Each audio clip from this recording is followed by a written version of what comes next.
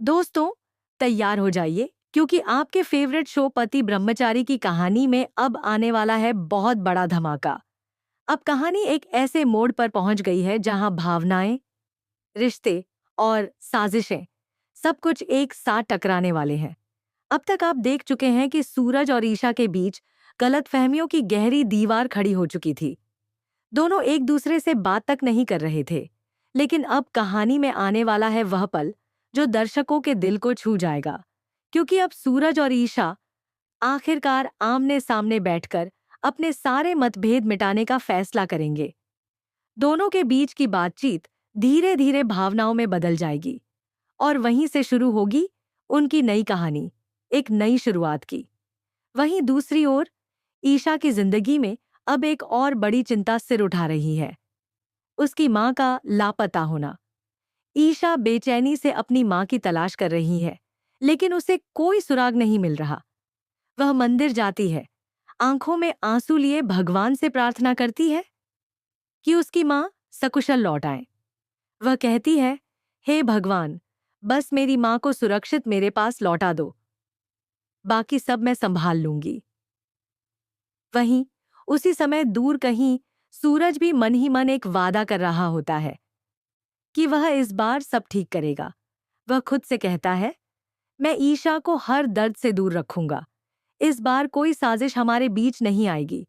मैं इस मामले को सुलझाकर ईशा के साथ अपनी नई जिंदगी शुरू करूंगा। कहानी का माहौल अब धीरे धीरे भावनात्मक होता जा रहा है। ईशा के चेहरे पर चिंता की लकीरें हैं, लेकिन उसके दिल में उम्मीद की एक किरण भी है। वह सोचती है कि शायद सूरज अब बदल गया है। शायद अब वह वही सूरज नहीं जो पहले गलती कर बैठा था। वही सूरज अपनी गलतियों को सुधारने के लिए हर मुमकिन कोशिश कर रहा है। वह लोगों से पूछताछ करता है, हर जगह कावेरी, ईशा की मां, की तलाश में निकलता है। उसे यह नहीं पता कि उसकी हर हरकत पर गुलाब सिंह की नजर है, जो अभी भी अपनी अगली चाल चलने की तैयारी में है। गोदाम की घटना के बाद से ही गुलाब सिंह अंदर ही अंदर जल रहा है। उसकी योजना नाकाम हो गई थी और अब वह बदला लेने के लिए तैयार बैठा है। लेकिन इस बार सूरज पहले से ज्यादा मजबूत है। उसने तय कर लिया है कि चाहे जो हो जाए, वह न तो ईशा को दुख देगा और न ही किसी को उनके रिश्ते के बीच आने देगा।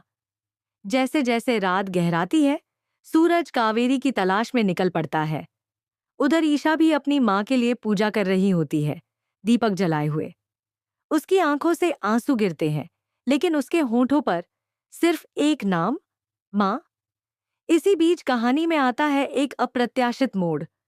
सूरज को किसी से पता चलता है कि किसी ने कावेरी को शहर के बाहरी इलाके में देखा है। वह बिना देर किए वहां पहुंचता है। अंधेरे में तूफानी हवाओं के बीच सूरज की गाड़ी रुकती है और वह पुकारता है, कावेरी मां। एक पल को सन्नाटा छा जाता है, फिर कहीं से आती है हल्की सी कराह और सूरज दौड़ पड़ता है उस आवाज की तरफ। जब वह देखता है कि एक घायल और कमजोर कावेरी वहां पड़ी है, तो उसके कदम थम जाते हैं। वह उन्हें संभाल कर उठाता है और कहता है, अब कोई तुम्हें नुकसान नहीं पहुंचा पाएगा। इधर घर पर ईशा अचानक महसूस करती है कि कुछ अच्छा होने वाला है। जैसे किसी अनदेखे इशारे से उसे एहसास होता है कि उसकी मां जिंदा है। और अगले ही पल दरवाजे पर सूरज आता है, कावेरी को अपनी बाहों में लिए हुए। ईशा की आंखें नम हो जाती हैं। वह भागकर अपनी मां को गले लगाती है। यह दृश्य पूरे घर में भावनाओं की लहर दौड़ा देता है। कावेरी ईशा के सिर पर हाथ रखती हैं और सूरज की तरफ देखकर कहती हैं, तुमने वो किया जो कोई और नहीं कर सकता था। सूरज की आंखों में भी नमी है, लेकिन उसके चेहरे पर राहत की मुस्कान है। उसने न सिर्फ कावेरी को बचाया, बल्कि ईशा का भरोसा भी वापस जीत लिया। वहीं दूर खड़ा गुलाब सिंह इस सब को देखता है। उसकी मुट्ठियां भींच जाती हैं और वह कहता है, ये अंत नहीं सूरज, अब असली खेल शुरू होगा। इस तरह पति ब्रह्मचारी की कहानी में अब खुल गया है एक नया अध्याय, जहां प्यार, विश्वास और सच्चाई फिर से जीतने वाले हैं। लेकिन आने वाले एपिसोड्स में देखना होगा कि क्या यह खुशी लंबे समय तक टिक पाएगी या फिर गुलाब सिंह की नई चाल सब कुछ बदल देगी?